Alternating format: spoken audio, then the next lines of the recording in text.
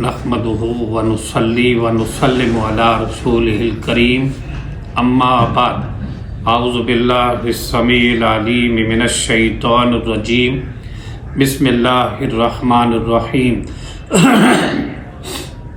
الا ان اولیاء اللہ لا خوف علیہم ولا هم یحزنون۔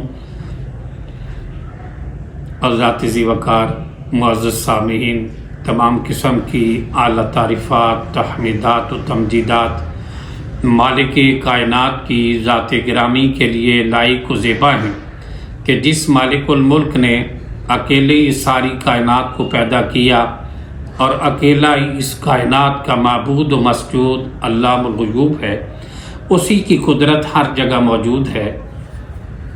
لاکھوں کروڑوں درود و سلام ہوں اس ہستی اقدس و مقدس پر کہ جن کا نام نامی اسم گرامی محمد اکرم صلی اللہ علیہ وآلہ وسلم ہے۔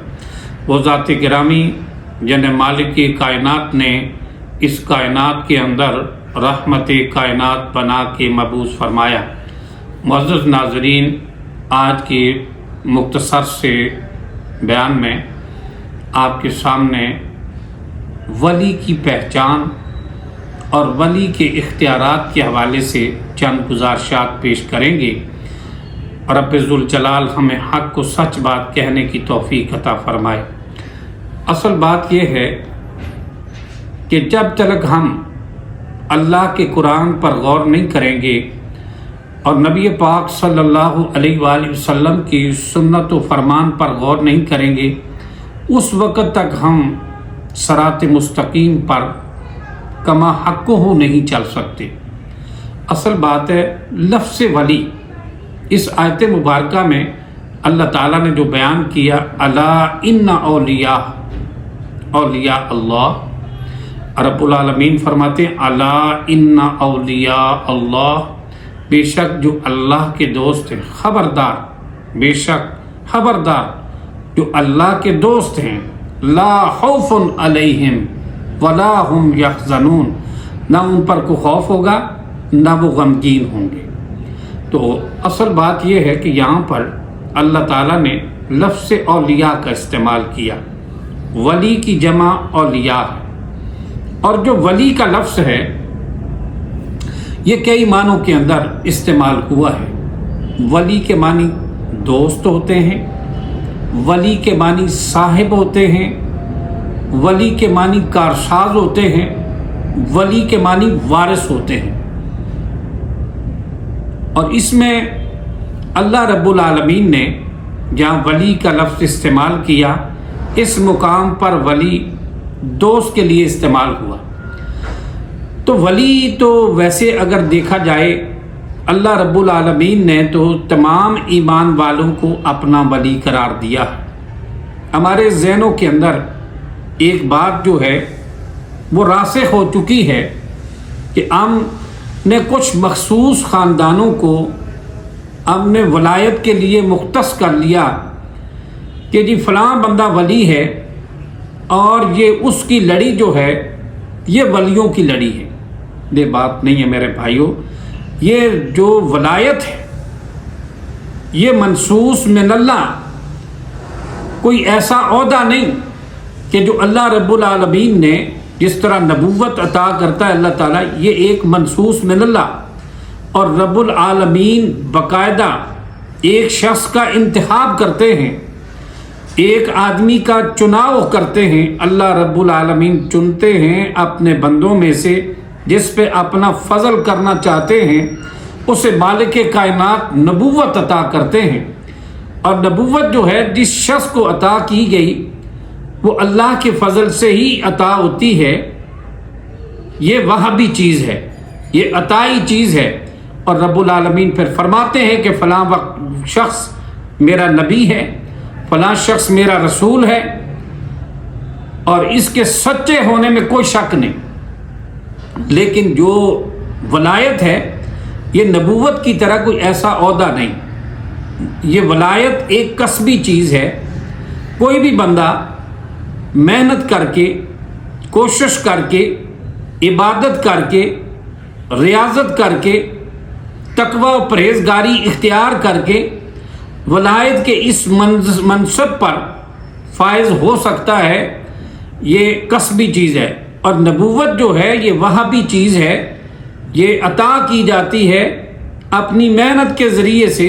اگر کوئی بندہ نبوت حاصل کرنا چاہے اپنی کوشش کے ذریعے سے، تقوی کے ذریعے سے، ریاضت کے ذریعے سے، پرہیزگاری کے ذریعے سے اگر کوئی بندہ نبوت حاصل کرنا چاہے تو یہ ممکن نہیں ہے کہ وہ نبی بن جائے۔ لیکن یہ کیونکہ وہ وہابی چیز ہے، اور جو ولایت ہے، اللہ کی دوستی کا جو منصب ہے، یہ چیز یہ کسبی ہے۔ کوئی بھی بندہ محنت کر کے اللہ تعالیٰ نے جو اس کے لیے بیان کیا ہے کہ صاحب متقی اور پرہیزگار اللہ کے ولی ہیں، تو ولی ہو سکتا ہے ہر شخص۔ لیکن یہ کسی خاندان کے ساتھ، کسی لڑی کے ساتھ اسے مختص نہیں کیا جا سکتا، کیونکہ رب العالمین نے تو کسی کو بھی ولی نہیں بنایا۔ اللہ رب العالمین نے کسی کی ولایت کے اوپر مہر نہیں لگائی۔ اللہ نے کسی کو نہیں کہا کون میرا ولی ہے کون نہیں ہے، اور کسی کو یہ اس بات کا کلی علم بھی نہیں ہوتا کہ فلاں شخص واقعتاً اللہ کا ولی ہے، فلاں شخص بالکل بخشا ہوا ہے، فلاں شخص کے سارے اعمال ٹھیک ہیں۔ کیونکہ انسان ایک انسان ہونے کے ناطے اس کے اندر بہت ساری کمزوریاں ہوتی ہیں، بہت ساری خامیاں ہوتی ہیں، بہت ساری کمیاں اور کوتاہیاں ہوتی ہیں، بہت سارے خفیہ گناہ ہوتے ہیں بندے کے، جو عام لوگوں کے علم میں نہیں ہوتے۔ وہ اللہ اور بندے کا معاملہ ہوتا ہے، کوئی نہیں جانتا کہ وہ کیا ہے اور کیا نہیں۔ کچھ لوگ بظاہر کیا ہوتے ہیں، اندر سے کیا ہوتے ہیں، یہ رب العالمین جانتا ہے۔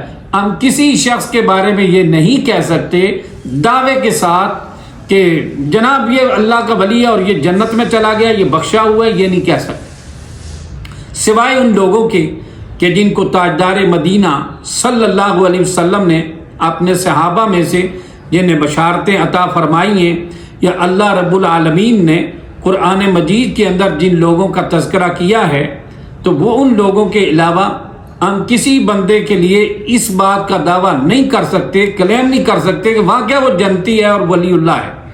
تو اللہ رب العالمین نے جو، ویسے تو اللہ رب العالمین نے ہر شخص کو اپنا ولی کہا ہے۔ اللہ رب العالمین قرآن مجید کے اندر یہ بات سورہ البقرہ میں مالک ارض و سما نے قرآن مجید میں فرمایا، کئی مقامات پر اس طرح کی آیات موجود ہیں۔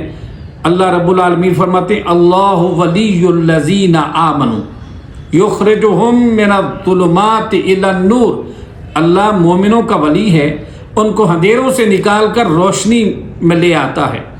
رب ذوالجلال اندھیروں سے روشنی کی طرف نکالتا ہے۔ اللہ ایمان والوں کا ولی ہے، یعنی اللہ سارے ایمان والوں کا ولی ہے، اور سارے ایمان والے اللہ کے ولی ہیں۔ کیوں؟ اس لیے کہ جو ایک شخص ہے وہ آپ کا ولی ہے، تو آپ بھی تو اس کے ولی لگتے ہیں۔ جو شخص آپ کا دوست لگتا ہے آپ بھی اس کے دوست لگتے ہیں۔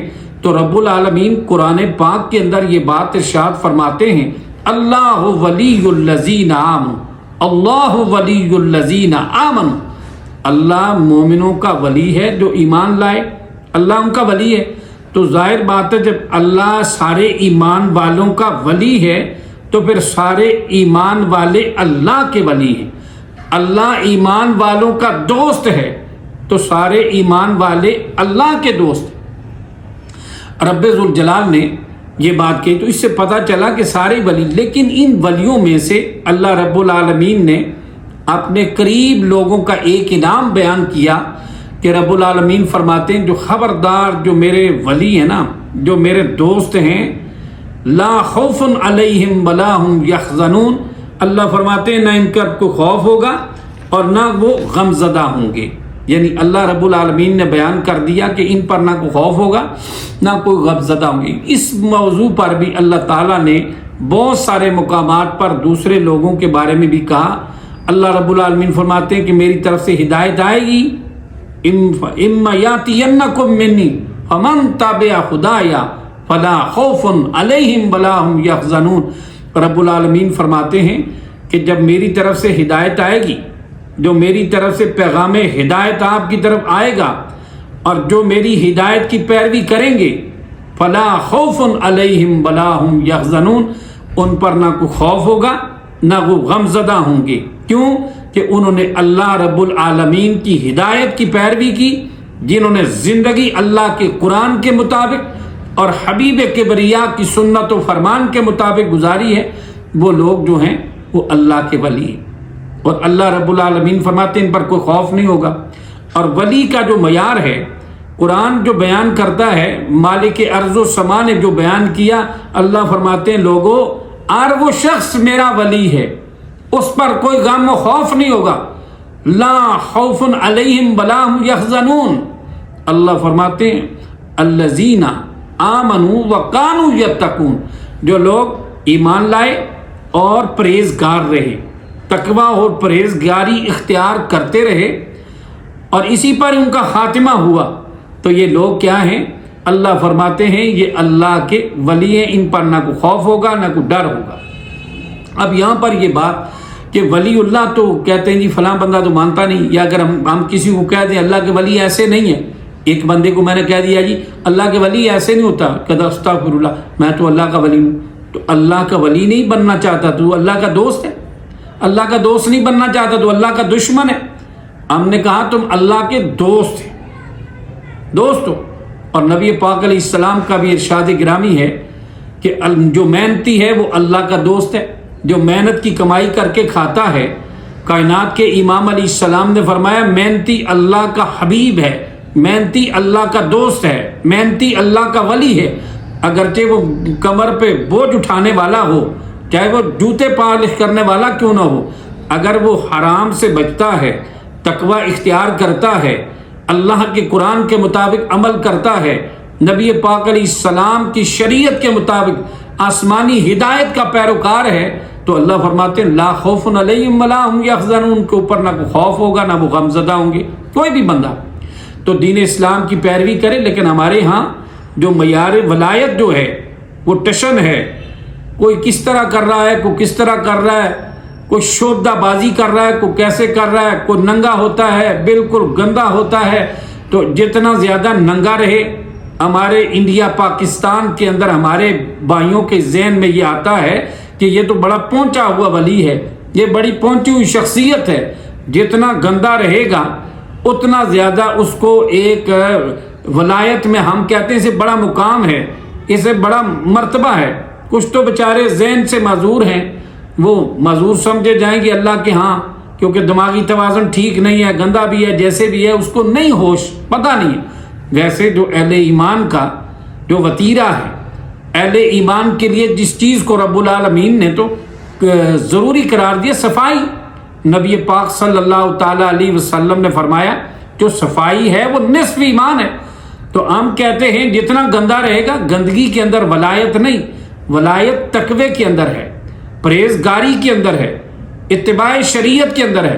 جو بندہ شریعت کی اتباع نہیں کرتا، شریعت کے مطابق عمل نہیں کرتا، اللہ کے قرآن کے مطابق چلتا نہیں، نبی پاک علیہ السلام کے فرمان کے مطابق جو شخص زندگی نہیں گزارتا، اپنے ہی مسئلے، اپنے ہی مختلف قسم کے افکار اور نظریات اپنائے ہوئے، ایسا شخص ولی نہیں ہوتا۔ ولی وہ ہوتا ہے جو اللہ کے قرآن اور تاجدار مدینہ کی سنت و فرمان کا پابند ہوتا ہے۔ اب یہاں پر ولی کہتے ہیں جی فلاں بندہ ولی کو نہیں مانتا، ہم تو کہتے ہیں سب کو مانتے، سب کو کہتے ہیں، لیکن کہتے ہیں جی فلاں ولی ہے، کوئی نیک بندہ تقوی والا ہوتا ہے، اب اس کے بیٹے سارے آگے سے وہ ولی، اگر وہ دنیا سے چلا گیا تو کہیں گے اس کی جگہ یہ ولی، اب اس کی جگہ یہ ولی، یہ کیا بات ہے؟ یہ اس طرح پھر ہر نبی کا ہر بیٹا تو نبی نہیں ہوا، ہر پیغمبر کا ہر بیٹا نبی نہیں ہوا، ہر پیغمبر کی ہر بیٹی نبی نہیں ہوئی۔ یہ عہدہ ان کو کیوں نہیں ملا؟ ان کو گفٹ میں وہ گدی نشین بن جاتے۔ انبیاء کے بیٹے انبیاء کے بعد گدی نشین کیوں نہ بنے؟ پیغمبر زادے تھے، لیکن وہ انہوں نے نبوت کا دعویٰ نہیں کیا۔ ہاں چند ہیں جن کو رب العالمین نے نبوت عطا فرمائی اور اللہ نے ان کی نبوت کا اعلان بھی کیا، لیکن یہ بہت کم، انبیاء کے بیٹے انبیاء ہوئے ہیں، سارے نہیں، ایک ایک۔ جس طرح حضرت داؤد علیہ السلام کے 19 بیٹوں میں حضرت سلیمان علیہ السلام نبی ہوئے، اس کے علاوہ دوسرا کوئی بیٹا نہیں ہوا۔ تو اگر باپ کی وراثت میں انہیں یہ عہدہ ملتا تو پھر سارے نبی ہوتے۔ حضرت یعقوب علیہ السلام کی وراثت میں پھر سب کو نبوت ملتی، سارے نبی ہوتے، لیکن ایسا نہیں ہوتا۔ یہ اللہ کی عطائی چیز ہے، نبوت اللہ جس کو عطا کرتا ہے۔ تو اسی طرح جو نیک و پارسا بندہ ہے، اپنے چلے جانے کے بعد ہاں اس کا بیٹا بھی اگر نیک و پارسا ہے، اگر وہ بھی متقی اور پرہیزگاری اختیار کرتا ہے، وراثت کی وجہ سے نہیں، اگر وہ بھی تقوی اختیار کرتا ہے تو اللہ کا ولی ہو سکتا ہے، کیونکہ ولایت کے لیے کوئی حدود و قیود نہیں۔ ہاں وہ حدود و قیود ہے کہ صاحب متقی اور پرہیزگار ہونا شرط ہے، اللہ کے نبی کی لائی ہوئی شریعت کا پیروکار ہونا شرط ہے۔ اگر وہ ہے تو ٹھیک ہے، ہاں جو اگر نیکوکار ہوگا ہم اس کا احترام کرتے ہیں، اور اللہ کے نیک بندے کی عزت کرنی چاہیے، کیونکہ رب العالمین کے نزدیک جو ہے یہ خاندانی اعتبار سے عزت نہیں، اللہ رب العالمین کے نزدیک ذات پات کے لحاظ سے کوئی افضل نہیں، رنگ و نسب کے لحاظ سے کوئی افضل نہیں، بلکہ اللہ رب العالمین نے تو قرآن مجید کے اندر یہ بات ارشاد فرمائی، وَجَعَلْنَاكُمْ مَشْعُوبًا وَقَبَائِلَ لِتَعَارَفُوا إِنَّ أَكْرَمَكُم مِّندَ اللَّهِ أَتْقَاكُم۔ اللہ فرماتے ہیں یہ گروہ گروہ قبیلے یہ تمہاری ایک پہچان ہے سب کی، اللہ کے نزدیک جو افضل ہے، اللہ کے نزدیک اکرم و افضل وہ ہے جو تقوی کے لحاظ سے افضل ہے، جو صاحب متقی اور پرہیزگار ہے، بظاہر اسے اچھا سمجھنا چاہیے، اگر نیکوکار ہے تو اس کی عزت کرنی چاہیے، اگر بظاہر ہی ہے نا، لیکن یہ بھی اندر کے حالات کو اللہ کے سوا کوئی نہیں جانتا کہ واقعتاً جو باہر سے نیکوکار ہے وہ اندر سے بھی نیکوکار ہے، لیکن اس چیز کا علم اللہ کے سوا کسی کو نہیں کہ جو علیم بذات الصدور ایک رب العالمین کی ذات ہے۔ اب رہا یہ ہے کہ جو کو نیک بندہ اللہ کا پرہیزگار اور متقی ہے تو وہ عاجز روا ہو، مشکل کشا نہیں۔ لوگ کہتے ہیں نہیں فلاں بندے کو فلاں ولی نہیں مانتا، اصل بات یہ ہے کہ نفع و نقصان کا اختیار رب ذوالجلال نے کسی کو بھی نہیں دیا، جبکہ ترمذی شریف کے اندر حدیث مبارکہ موجود ہے کہ نبی پاک صلی اللہ تعالیٰ علیہ وسلم کے صحابی حضرت عبداللہ ابن عباس رضی اللہ تعالیٰ عنہ نبی پاک علیہ السلام کے پیچھے سواری پہ بیٹھے ہوئے ہیں، اللہ کے رسول علیہ الصلوۃ والسلام نے فرمایا وَعْلَمْ، اس بات کو جان لے، ان الامۃ لو اجتمعت علی ان ينفعوک بشیء لم ينفعوک الا بشیء قد کتبہ اللہ علیک ولو اجتمعوا علی یضرک بشیء لم یضرک الا بشیء قد کتبہ اللہ علیک۔ اللہ اکبر، کیا فرمایا؟ فرمایا کہ اس بات کو جان لے کہ اگر ساری امت اکٹھی ہو جائے، ساری امت کے لوگ اکٹھے ہو جائیں، تجھے نفع دینا چاہیں، ہرگز تجھے نفع نہیں دیں گے، نہیں دے سکتے، اتنا تجھے نفع پہنچے گا جو تیرے رب نے تیرے نصیبے میں لکھ دیا ہے۔ اگر ساری امت کے لوگ اکٹھے ہو جائیں، فرمایا تجھے نقصان پہنچانے کے لیے تیرا نقصان نہیں کر سکتے، تجھے اتنا نقصان پہنچے گا جو رب العالمین نے تیرے لیے لکھا ہے، تیرے نصیبے میں لکھ دیا، اتنا ہی پہنچے گا۔ یہ بات اللہ کے رسول نے 2 الفاظ کے اندر کلیئر کر لی اور دنیا کے لوگوں کو بتا دیا کہ نفع و نقصان کا اختیار نہ اتقیاء کے پاس ہے، نہ اولیاء کے پاس ہے، نہ اصفیاء کے پاس ہے، نہ فقراء کے پاس ہے، نہ علماء کے پاس ہے، نہ انبیاء کے پاس ہے، نہ امام الانبیاء کے پاس ہے۔ بس سب سے بڑی پرسنالٹی میرے نبی پاک حضرت محمد مصطفیٰ علیہ السلام کو بھی کہہ دیا۔ ہم جب خوف کرتے ہیں کہ اگر بابا جی کا ہم نے یہ کام نہ کیا، اپنے پیر صاحب کے اگر میں نے یہ کام نہ کیے میرا نقصان ہو جائے گا، اگر میں نے کیے تو میں کامیاب ہو جاؤں گا۔ میرے بھائیوں، اس سے سب سے بڑے پیر جو ہے نا تمہارے لیے، جن کی خدمت کرنا تمہارے لیے دنیا اور آخرت کی کامیابی ہے، یہ تمہارے ماں اور باپ ہیں، یہ تمہارے پیر ہیں، یہ تمہارے ولی ہیں، یہ تمہارے لیے سب سے زیادہ احسان کے حقدار تمہارے ماں اور باپ ہیں، جنہیں دیکھنا بھی کار ثواب ہے تمہارے لیے، جن کا ادب و احترام کرنا، جن کی خدمت کرنا تمہارے لیے دخول جنت کا باعث ہے، یہ تمہارے ماں اور باپ ہیں۔ میرے بھائیوں، اگر خدمت ہو سکتی ہے تو ان ماں اور باپ کی کیا کرو، تم دنیا میں بھی کامیاب ہوگے، آخرت میں بھی اللہ تمہیں کامیابیاں عطا کرے گا۔ باقی رہا کہ جس طرح ہم نے بنایا ہوا کہ فلاں میں نے پیر بنایا ہوا یہ کرتے ہیں، وہ اللہ کے بندو اس طرح یہ صرف ہم نے اپنے رسم و رواج بنائے ہوئے، نہ کوئی نفع دے سکتا ہے نہ نقصان دے سکتا ہے۔ امام کائنات سے بڑا کائنات کے اندر کوئی ماں نے بیٹا نہ جنم دیا، نہ قیامت تک کوئی ماں جنم دے گی۔ سرور کائنات امام الانبیاء صلی اللہ علیہ وسلم کو بھی نفع نقصان کے بارے میں اللہ نے اپنے محبوب سے اعلان کروایا۔ قرآن پاک سورہ اعراف آیت نمبر 188 9ویں پارے میں فرمایا، قل لا املک لنفسی نفعا ولا ضرا الا ما شاء اللہ۔ میرے محبوب اعلان کیجئے کہ میں اپنی ذات کے لیے بھی بھلے اور برے کا اختیار نہیں رکھتا، نفع نقصان کا اختیار نہیں رکھتا، مگر جو رب العالمین چاہے۔ پھر اللہ اکبر سورہ یونس کے اندر فرمایا، قل لا املک لنفسی ضرا ولا نفعا، فرمایا میرے نبی کہہ دو کہ میں اپنی ذات کے لیے بھی نفع نقصان کا اختیار نہیں رکھتا، میرے پاس اپنی جان کے لیے بھی نفع نقصان کا اختیار نہیں، اپنی ذات کے متعلق بھی۔ اور پھر اللہ رب العالمین نے سورہ جن میں فرمایا، قل انی لا املک لکم ضرا ولا رشدا، میں تمہارے بھی کسی نفع نقصان کا اختیار نہیں رکھتا۔ تو یہ میرے بھائیوں آپ دیکھیں، اب ان سے بڑھ کر کائنات کے اندر کون ہوگا جو ہمارا مشکل کشا ہوگا؟ کون ہوگا جو ہماری مصیبتوں کو ٹالنے والا ہوگا؟ کون ہے جو ہمیں ہماری کشتیوں کو بھنور سے نکالنے والا ہوگا؟ جب یہ باتیں ہوتی ہیں تو ہمارے بھائی کہتے نہیں اللہ رب العالمین کے لیے بات تو ٹھیک ہے، کرتا تو اللہ ہے۔ کہتے ہیں اگر بادشاہ سے ملنا ہو، اپنے اولیاء کی جو لوگ مثال دیتے ہیں نا میرے بھائیوں، جتنے بھی انڈیا پاکستان کے اندر لوگوں کو ہم نے ولایت کی کرسیوں پہ بٹھا رکھا ہے، اس کی دلیل نہ رب کے قرآن میں ہے نہ تاجدار مدینہ کی سنت و فرمان میں ہے۔ ہاں اچھا سمجھنا چاہیے، اگر کوئی بظاہر نیک ہے تو اس کے بارے میں اچھا خیال کرنا چاہیے اور اللہ اس کی نیکی کو قبول فرمائے۔ کوئی تعصب نہیں، کوئی ضد نہیں، کسی کے ساتھ کوئی بغض نہیں۔ تو اللہ رب العالمین کے ہاں جو بھی نیک ہے تو اس کا ایک مرتبہ و مقام ہے، اللہ اس سے جزا عطا فرمائیں گے۔ لیکن کہتے ہیں جی نہیں، اگر بادشاہ سے ملنا ہو تو تھانے دار سے ملنا پڑتا ہے، سپاہی سے ملنا ہوتا ہے، ایسا جو فلاں فلاں فلاں، اتنی لمبی کہانی لوگ گردان کرتے ہیں کہ بادشاہ سے ملنے کے لیے، اس طرح اللہ کے لیے، اللہ کو ملنے کے لیے یہ لوگ راستے میں جو ہے یہ وسیلہ اور سہارا ہے، ہمیں اللہ کے قریب کرتے ہیں۔ حقیقی بات یہ ہے کہ رب ذوالجلال جو ہے قرآن مجید کے اندر اللہ نے فرمایا لیس کمثلہ شیء، اللہ کی تو کوئی مثال ہے ہی نہیں۔ تم بادشاہوں کے ساتھ مثالیں دے، سپاہیوں کے ساتھ ان لوگوں کی مثالیں، ایس ایچ او کے ساتھ تھانے داروں کی مثالیں لوگوں کی، ان لوگوں کی تو دی جا سکتی ہیں، لیکن رب العالمین جیسا کائنات کے اندر کوئی بادشاہ نہیں۔ رب العالمین کی بادشاہوں کے ساتھ مثال نہ دے، کیونکہ بادشاہ کے پاس ہم جائیں گے، اپنی بات سنائیں گے تو سنے گا، لیکن اگر اپنی بات اس کے پاس جا کر نہیں سنائیں گے تو بات وہ نہیں سنے گا۔ لیکن رب العالمین وہ ہے انہ علیم بذات الصدور ہے، جو تمہارے سینوں کے بھید کو بھی جانتا ہے، اس کو پتہ ہے تجھے کیا ضرورت ہے۔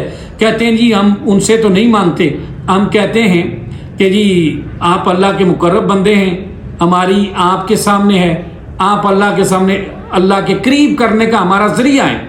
مکے والوں سے جب کائنات کے امام علیہ السلام نے کہا کہ یہ مکے والے جو کر رہے تھے، اللہ کے رسول علیہ السلام نے میں یہ کیا ہے، سب کچھ اللہ کرنے والا ہے تو تم یہ کیا کرتے ہو؟ سب کچھ بنانے والا اللہ ہے، سب کو رزق عطانے والا اللہ ہے، سب کچھ دینے والا اللہ۔ تو انہیں کہتے تھے کہ وہ تو ٹھیک ہے، لیکن سورہ زمر کے اندر آتا ہے، آگے سے جواب دینے لگے ما نعبدہم الا لیقربونا الی اللہ زلفیٰ، ان کی عبادت نہیں کرتے، کیا ہے وہ ہمیں اللہ کے قریب کرنے کا ذریعہ ہے۔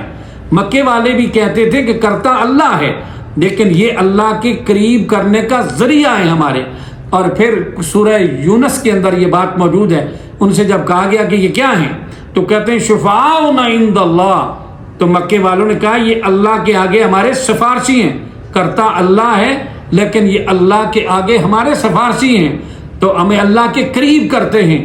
اللہ فرماتے ہیں اللہ تو تمہارے قریب ہے، اللہ فرماتے ہیں نحن اقرب الیہ من حبل الورید، ہم تو تمہاری جگہ جان سے بھی زیادہ قریب ہیں۔ تو میرے بھائیوں اس رب العالمین کو جب بھی جس حال میں بھی جس زبان میں بھی جس مقام سے بھی آپ پکاریں گے، رب العالمین سب کی پکار بھی سنتا ہے، سب کی پریشانیاں بھی سنتا ہے، سب کے دلوں کے بھید بھی جانتا ہے، سب کی حاجات و مناجات سے واقف ہے۔ وہ رب ذوالجلال ہے۔ کوئی ولی اللہ دنیا کی ہر زبان نہیں جانتا، کوئی ولی اللہ غیب کا علم نہیں جانتا کہ ہم یہاں سے کسی کو پکاریں، ملتان میں بیٹھے ہوئے کو اس کو پتا ہو، وہ سویا ہوا ہو تو اس کے پاس سلام کرو تو اس کو پتا نہیں ہوگا۔ تو اللہ کے نیک بندے کو کیسے پتا چلے؟ دنیا سے چلے جانے کے بعد اللہ کے وہ ولی جن کا سورہ کاف کے اندر اللہ کے وہ ولی جن کو رب العالمین نے ولی قرار دیا اور نیکوکار قرار دیا، جن کے تقوی کو رب العالمین نے قرآن میں بیان کر دیا، جن کے نام پر قرآن کی سورت موجود ہے، وہ ولی۔ لیکن وہ بھی جب سو گئے، نیند 309 سال سونے کے بعد جب بیدار ہوئے، سورہ کاف کے اندر ہے، تو وہ اپنے حالات سے بھی ولی اللہ جو حقیقی ولی جن کو اللہ کے ولی قرار دیا گیا قرآن میں، وہ حقیقی ولی بھی اپنے حالات سے بے خبر سے پوچھا، آپس میں سوال کرنے لگے، یار کم لبستم، کتنی دیر یہاں تم ٹھہرے ہو؟ کہنے لگے لبثنا یومن او بعض یومن، ایک دن یا آدھا دن، پتہ نہیں کہ 309 سال گزر گئے، عرصہ دراز بیت گیا، لیکن اللہ کے ان حقیقی ولیوں کو پتہ نہیں کہ 309 سال گزر گئے، کہتے ہیں آدھا دن ہوا یا ایک دن ہوا۔ تو میرے بھائیوں، جو اللہ کا نیک بندہ دنیا سے چلے جانے کے بعد، نیند کے آغوش میں چلے جانے کے بعد، فوت ہو جانے کے بعد اپنے حالات سے بھی بے خبر ہوتے ہیں، وہ ہماری فکر کیسے کریں گے اور ہمیں مصیبتوں سے کیسے بچائیں گے؟ تو میرے بھائیوں، بات یہ ہے کہ اکثر ہوتا ہے، کہتے ہیں کہ تم ان کو مانتے نہیں ہو۔ جب کوئی کسی یہاں اولاد نہیں ہوتی، جو کہتے ہیں فلاں آستانے پہ چلے جاؤ، فلاں حضرت صاحب کے پاس چلے جاؤ، جناب اولاد مل جائے گی۔ میرے بھائیوں، اللہ قرآن پاک میں فرماتے ہیں کہ انبیاء اور رسل کو بھی جب ضرورت پڑی اولاد کی، اولاد دینا انبیاء اور رسل کے اختیار میں بھی نہیں ہے۔ حضرت ابراہیم علیہ السلام کا واقعہ قرآن مجید کے اندر موجود ہے کہ ابراہیم علیہ السلام سورہ صافات کی 100 نمبر آیت کے اندر ہے، رب ہب لی من الصالحین۔ ابراہیم علیہ السلام فرماتے ہیں اللہ مجھے نیک اولاد عطا فرما۔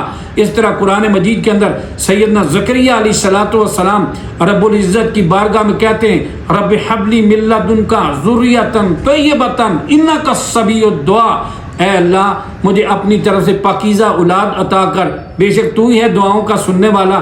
یہ انبیاء بھی اولاد اللہ سے مانگتے ہیں، وہ انبیاء اولاد اللہ سے مانگتے ہیں، تو ہم کہتے ہیں اولیاء سے مانگتے ہیں۔ اور میرے بھائیوں، اولاد دینے والا صرف رب ذوالجلال ہے۔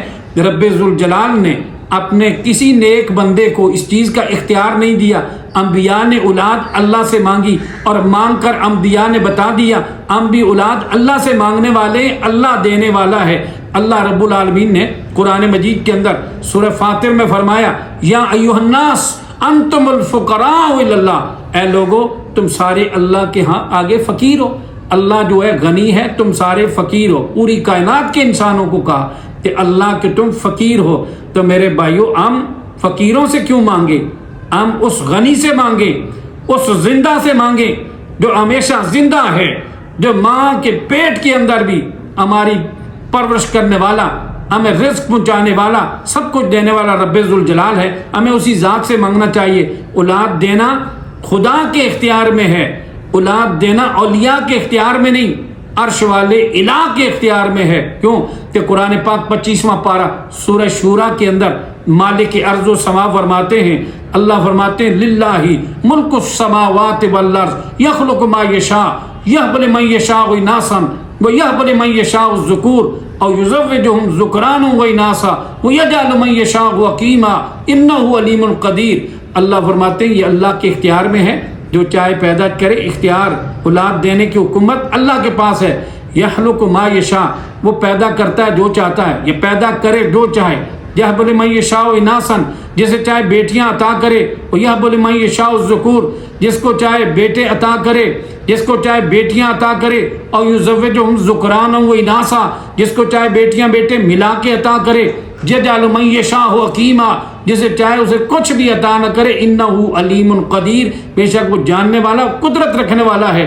میرے بھائیوں، ان عقائد کی اصلاح کر لو کہ اولاد دینا عرش والے کے علاوہ کسی ولی اللہ کے اختیار میں نہیں، کسی اللہ کے نیک بندے کے اختیار میں نہیں کہ وہ تمہیں اولاد دے سکے۔ کیونکہ کہتے ہیں جی فلاں بندے نے، اکثر لوگ سوال کرتے ہیں کہ نہیں جی دعا کریں جی اللہ تعالیٰ کاروبار ہمارا نہیں چلتا، کیا کریں جی کسی نے کاروبار بند کر دیا، کوئی کہتا ہے جی بیٹی کا رشتہ نہیں ہو رہا، بیٹے کا رشتہ نہیں ہو رہا، کسی نے بند کر دیا۔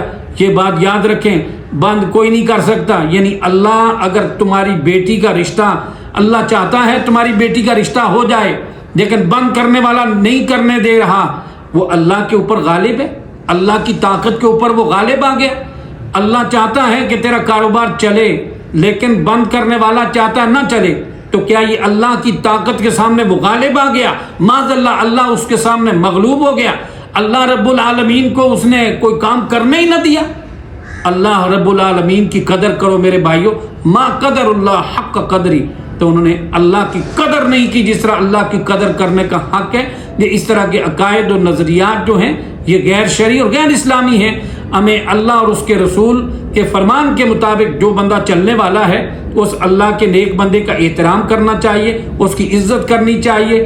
اگر کوئی اللہ کا نیک بندہ جسے آپ متقی اور پرہیزگار ولی اللہ سمجھتے ہیں کہ یار بڑا نیک بندہ ہے، قرآن و سنت کا کاربند ہے، اس اللہ کے نیک بندے سے اپنے لیے دعا کروانا چاہے تو کروا سکتے ہیں، لیکن اگر وہ بندہ دنیا سے چلا گیا اس کے لیے دعائے مغفرت کرنا یہ سنت سے ثابت ہے۔ اللہ رب العالمین ہمیں صحیح معنوں میں حق و سچ بات کو سمجھنے کی اور اس پر عمل کرنے کی توفیق عطا فرمائے۔ وآخر دعوانا ان الحمد للہ رب العالمین۔